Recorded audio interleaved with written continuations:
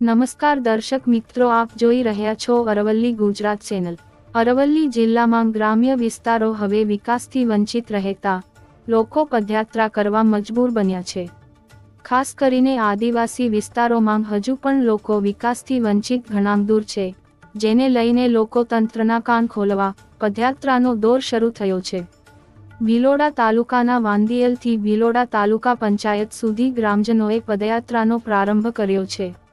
વાંદિયોલ ગ્રામ પંચાયતના સરપંચ દ્વારા આ પહેલા તંત્રને લેખિતમાં આવેદનપત્રો આપ્યા હતા, જો કે કોઈ જ નિરાકરણ નહીં આવતા ગાંધી માર્ગે પદયાત્રાનો પ્રારંભ કર્યો છે।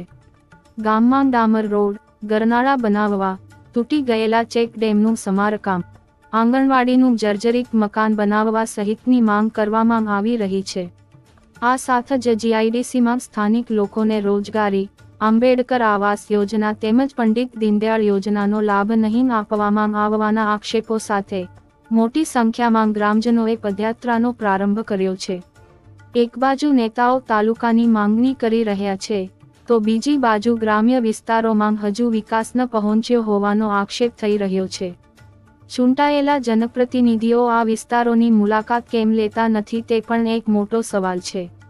અધિકારીઓએ પણ એકાદ ડોકિયું ગામમાં કરવું જોઈએ।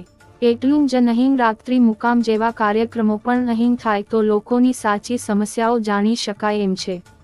હાલ તો પદયાત્રાની શરૂઆત વચ્ચે તંત્ર ગામની રજૂઆતોને ધ્યાને લેશે કે પછી આવેદનપત્રો દફતરે થશે, તે સવાલ છે।